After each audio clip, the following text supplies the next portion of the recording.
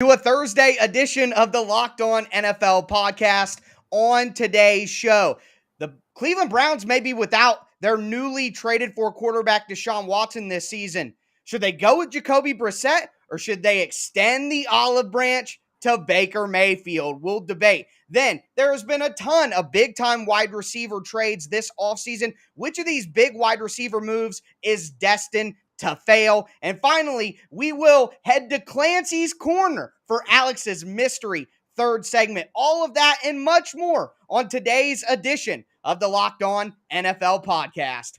Let's roll. You are Locked On NFL, your daily NFL podcast. Part of the Locked On Podcast Network, your team every day.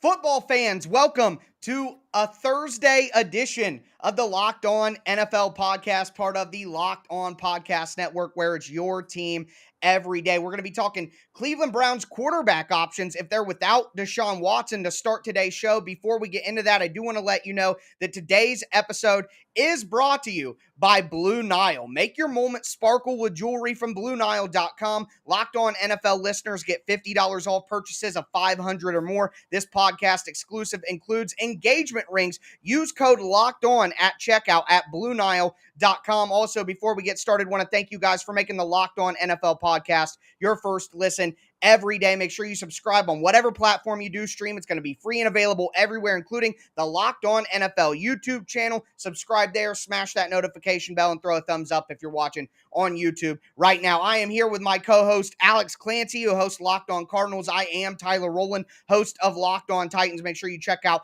our individual daily shows as well. But we're going to talk some major NFL news, and obviously the biggest thing in the NFL news right now is Deshaun Watson. And the specifics of the Deshaun Watson case and the Deshaun Watson situation have been gone over not only amongst the NFL media world, but on this show earlier this week as well. So what we want to do is not rehash the topic itself, but look forward for the Cleveland Browns. If for some reason the Cleveland Browns are, well, not for some reason, we know what reason that would be, but if the Cleveland Browns are without Deshaun Watson for a half of a season, for the entire 2022 season, what would be the best course of action for the Cleveland Browns at quarterback? I guess we'll start here. Alex, if Deshaun Watson is out for the entire season and you're the Cleveland Browns, do you just ride with Jacoby Brissett, who you signed in the offseason to be your backup quarterback, or do you try to extend that olive branch to Baker Mayfield? The latter. People talk about Baker Mayfield like he's the 30th best quarterback in the NFL. He knows the offense, and what do they do there first? They run the damn ball with two top 15 running backs in Kareem Hunt and Nick Chubb. They signed Amari Cooper. I know that he's not what he once was, but he's still an above-average wide receiver, taking the place of Jarvis Landry, although they're going to be playing different roles. Donovan Peoples-Jones is a guy that if you play fantasy football, probably won you a couple weeks last year, one of which was against your beloved Tennessee Titans when he absolutely balled out during that just popcorn fest of a football game. Jacoby Brissett's not a good quarterback. Like, I'm sorry. I don't. In Indy, he had the opportunity. And we saw flashes, and then we didn't. You know, he's got a great arm. He's a great leader. He's a great locker room guy. Like, all those things. That's not what I'm discussing. I'm taking Baker Mayfield 100 times out of 100 for all the reasons I mentioned before. Plus, they upgraded their offensive line. They've got one of the best offensive lines in football. That is a run first and play defense team now. And Baker Mayfield, it could be a lot worse than Baker Mayfield under center, right? Yeah, no, I agree 100%. Unfortunately, it was going to be, I thought you might go with Brissett here, but I'm with you. If Deshaun Watson is out for a full season, an entire season, it makes sense for both parties. Not only do you get a better quarterback than Jacoby Brissett with Baker Mayfield, but it also makes sense for Baker Mayfield's standpoint. His career right now as a starting quarterback is on life support. There's no way around it. His opportunities as a starter. So I think you prove you could still be a starting quarterback. You up your trade value, or you're your value in free agency. And for the Browns, if Baker Mayfield plays okay, he gets a decent quarterback contract next year with the team. Well, now that's a compensatory draft pick for you. So it could work out for both teams. But the real question is, what if it's not the full season? What if it's only 8 games, only half of a season? Would that change your mind, or would you still try to get Baker back for those 8 games and then see if you can trade him at some point in time before Watson returns? It doesn't matter. I'm keeping, like, at this point, it's the point of no return. Like, it's gotten weird, and now it's worked into the Browns' favor because they have.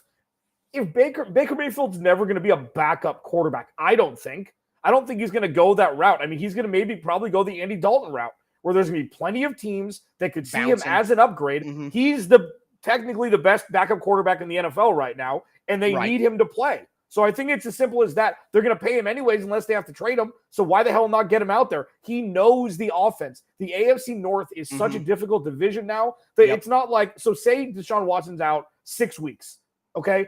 And you're like, you can't give up a third of the NFL season, especially in that division. I don't know their schedule off the top of my head, but Baker Mayfield, again, he's like, I don't get it.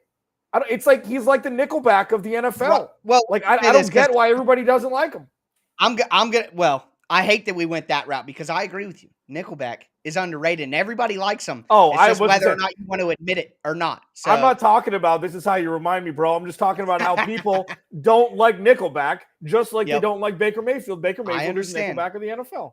But here's what I would say. If it's only 6 to 8 games, that actually does change my mind. Because I think at that point, if you know you're going to get Watson back, it changes the calculus of the season in the locker room. And I think that Baker, if he gets a full chance for a full season to play, then that would be enough for him. But I don't know if it would be a good idea locker room wise. And I think you could survive with Jacoby Brissett as well for 6 to 8 weeks. So if I'm Baker, I'm not doing 6 to 8 games. If I'm the Browns, for 6 to 8 games of Baker Mayfield, I don't know how much better that's going to be than Jacoby Brissett, and with Deshaun Watson set to come back, and then Baker being on the team, that could make things a little dicey. So I think if it's only 6 to 8 games, I would rather trade Baker Mayfield before the season and just ride with Jacoby Brissett. If it's a full season, though, and Deshaun's just out of the picture for a full year, then I would go to Baker and try to make amends. But dude, we don't even know if Deshaun Watson could be able to play in the NFL again. We have no idea what's going to happen because that's very true. There is that the voidability of that contract is predicated upon some sort of criminal charges being brought into play, which is something that's not out of the realm of possibility that we've seen right now. And we're not getting into that, but like they have an out.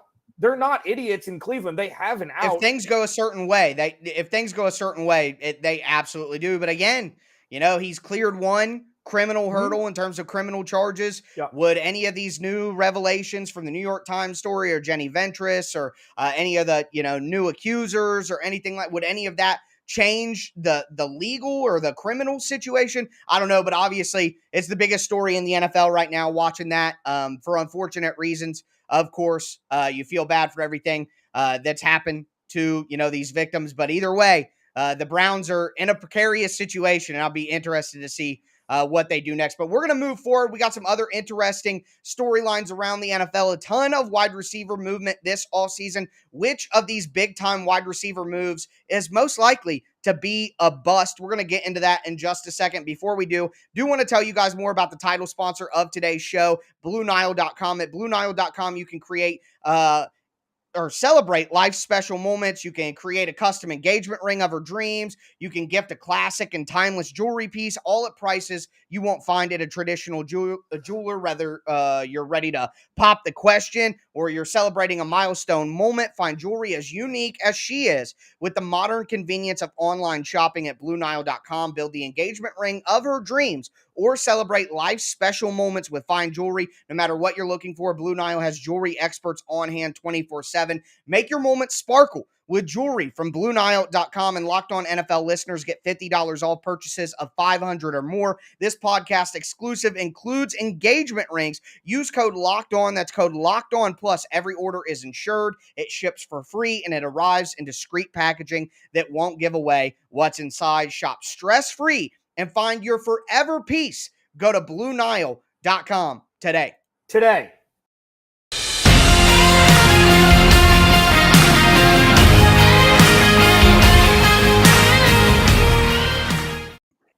All right, second segment, Locked On NFL Thursday. We're live. We're doing it. Is that what the kids, we're doing it live? Is that what does Nickelback say that? Alex Clancy, Locked On Cardinals. Tyler Rowland, Locked On Titans. We make up Locked On NFL Thursday. Thank you for making Locked On NFL your first listen each and every day, free and available on all platforms. I've got a request. It's kind of important, and it's a favor. Let's call it a favor. We put together a survey so we can learn more about what listeners like and don't like. So you watch your favorite Locked On podcast. What do you like? What don't you like? Go to lockedonpodcast.com/survey right now to get started. It won't take very long, and everybody that completes the survey can qualify for a chance to win one of 10 $100 Ticketmaster gift cards. So to take our audience to the next level, give them what they want. Go to lockedonpodcast.com/survey. Thank you. Thank you. Thank you for your help. He's Tyler Rowland once again, Locked On Titans. I am Alex Clancy, Locked On Cardinals. Free and available on all platforms. We're here every day, man, and we're here Thursday, luckily enough, on the Locked On NFL show. So there's been a lot of big wide receiver moves, whether it be wide receivers staying in the same spot getting paid, wide receivers getting traded on draft day getting paid. So Tyler came up with this idea, and it's a good one.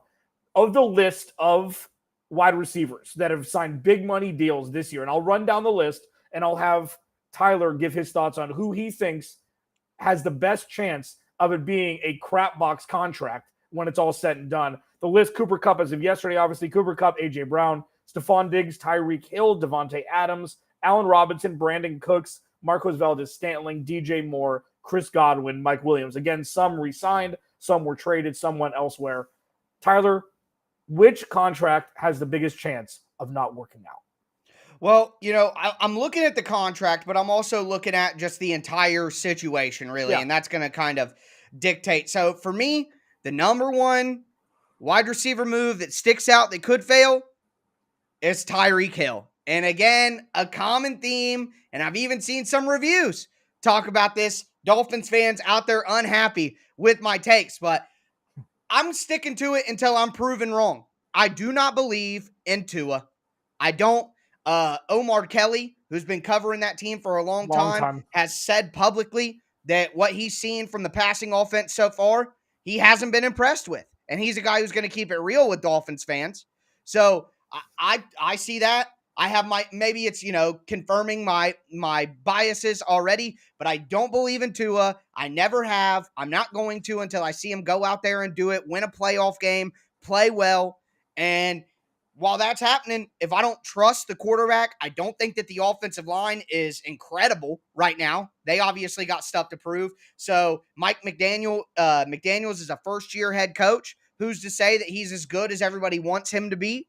I think that the obvious one is Tyreek Hill could be a bust in Miami, not because Tyreek Hill is not good, not because he doesn't deserve the money, but because I don't trust the quarterback. I don't trust the offensive line. I don't trust the run game, and I don't know what I'm going to get from a first-year head coach in Miami. So Tyreek Hill is my answer.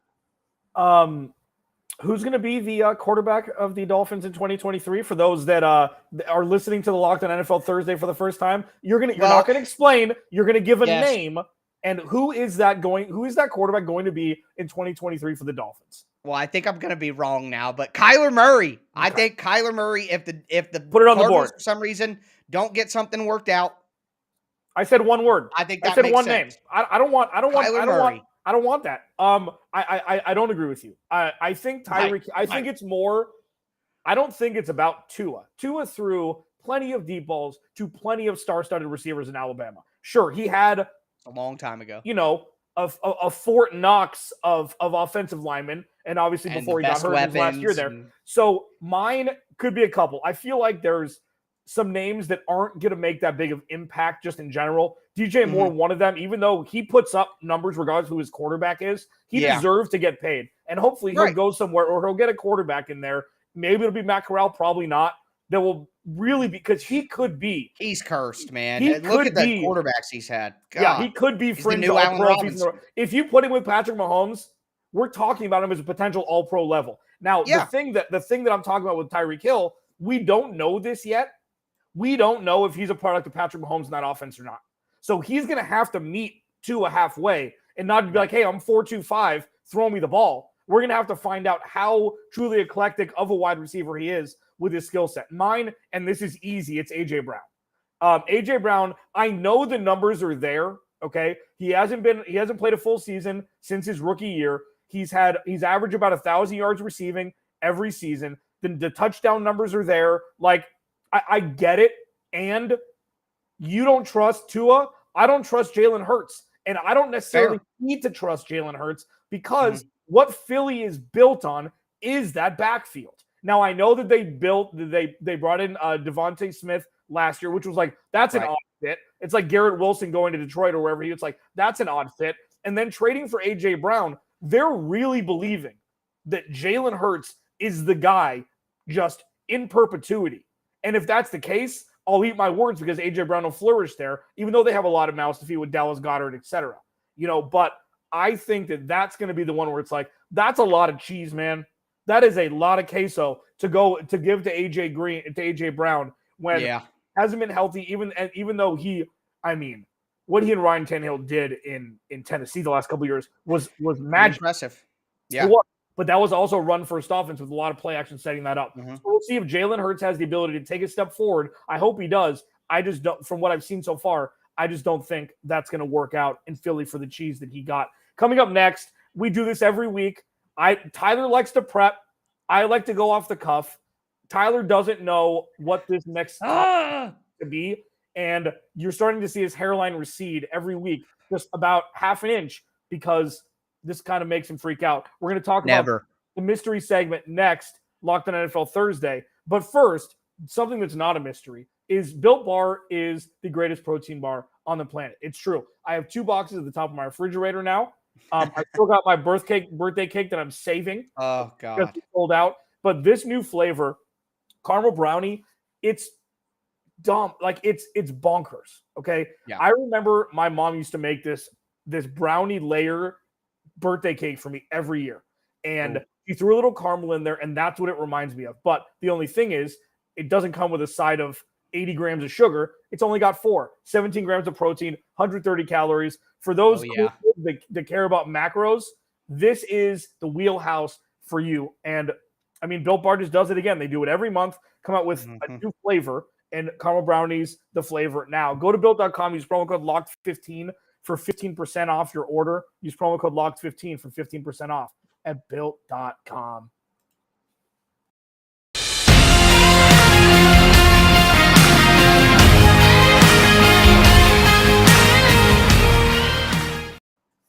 All right, final segment here. Alex Clancy, Locked on Cardinals. Tyler Rowland, Locked on Titans. Thank you for making Locked on NFL your first listen each and every day. Free and available on all platforms. We've hit a lot of topics today.